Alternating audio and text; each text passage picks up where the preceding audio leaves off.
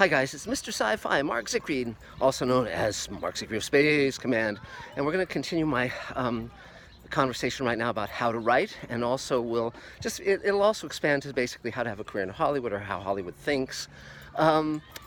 And of course, we have our Kickstarter campaign going for Space Command. We have Space Command shares selling for $7,500 each. If you want to find out about that, just email me at markzickery@gmail.com or call me at 323-363-1259. Happy to answer questions.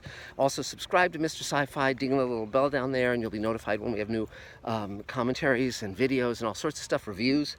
So, but okay, so now today we're going to be talking about how Hollywood casts, how actors get cast, and how writers write characters and then cast actors. And so, because we all know that the difference between a good actor in a role and a bad actor in a role can mean whether or not the character works.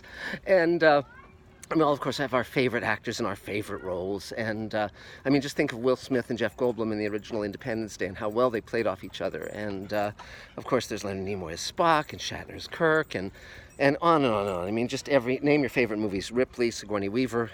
You know, what would that role be with someone different in that role? So here's, in terms of creating characters in your script when you're writing, make them distinctive, make them different from each other, make them speak differently, listen to people, you know, make lists of people in your life and actors that you love and who speak really differently from each other, because a common flaw in bad scripts is that all the characters sound alike and talk alike. And so if your characters have a very specific way of speaking that's authentic, it can give a point of view, it can tell you who they are as people. Beyond that, it can help an actor know how to get into the role, or how to at least start getting into the role. And I like to cast a wide variety of physical types, ethnic types, different races. I like variety, and you know, and I like actors who can be in the moment, who can just bring a lot to the role, who can surprise me with wonderful performances, like Robert Picardo, like Doug Jones, Mira Furlan, all the actors I've been working with recently, and Mike Harney, of course, is a jewel. And so that said, for actors, you know, I mean, first of all, do your homework, ask questions, find out about the character, find out what the writer has in mind, if possible.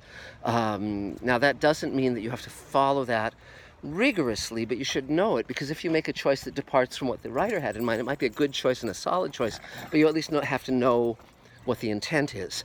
And obviously, when you're auditioning, when they give you what's called an adjustment, which is, they say, well, can you do it a little differently? Always take the adjustment, no matter what, because they're not planning to direct it that way in the role.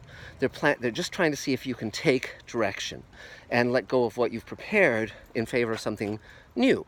Because the whole point of acting is to be in the moment, to be authentic in the moment, so we as an audience believe you.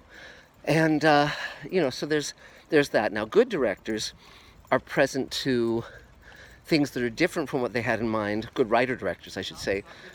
You see something that's not what you had in mind, but it's like really cool, and then you say, okay, let's go with that. I've done that many, many times. And in terms of Hollywood, how Hollywood casts, frequently actors will say, well, they cast the name actor instead of me. Well, that's because the audience has affection for that actor and knows of their, you know, previous roles. And so when they do a role, you're not just looking at them in the role now, you're looking at them in the other roles they've done that you've liked. And also it helps to promote the project. You can say, from the actor of, you know, whatever, you know, Mad Men. And, but that's part of it. But every budget requires that you'll cast people who are well-known and people who aren't well-known. So you want to bring as much as you possibly can to whatever role you do. I just saw, it's very interesting and very instructive. I just saw on Canopy, which is this strange little channel I get on Roku, a 1979 TV movie called SOS Titanic, and it's really good. It's written by James Costigan, who was one of the great writers of the golden age of television, live television in the 50s. He was held in pretty much the same regard as people like Reginald Rose and Paddy Chayefsky and Rod Serling at the time. Now he's not well known at all, but he was a very good writer. So it's a wonderfully written script, very well researched, and the cast is terrific. And just David Warner and you know, David Jansen and so on and so forth. But in terms of small roles, Helen Mirren is in it, and she plays a maid, an Irish maid. And just watch what she does with that teeny tiny role. How much authority and just, she's really interesting. Really, you watch her, and she's, it's no surprise she became a star. So that's a very instructive way of seeing what you can do with a little role that might help to put you on the map. So that's some of it. And then in terms of of course, with Hollywood, there's the casting couch and all the Me Too stuff that's come out. Obviously, if someone's acting inappropriately with you, don't take the lead on that. Walk out, because you will not have just one chance. If you do your work correctly, you will have many chances. And it's not about an individual job, it's about the career, and having work that respects you, and working with people who are not slimeballs.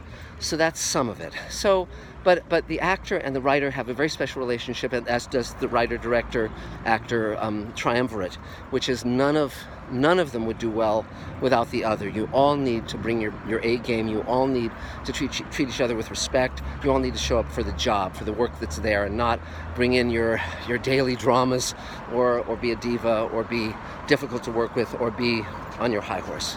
And so that's some of it for now. We'll be talking a lot more. Subscribe to Mr. Sci-Fi, pledge to our Kickstarter campaign, buy Space Command shares, hit the little bell below me, and we'll be talking again real soon. Bye, guys.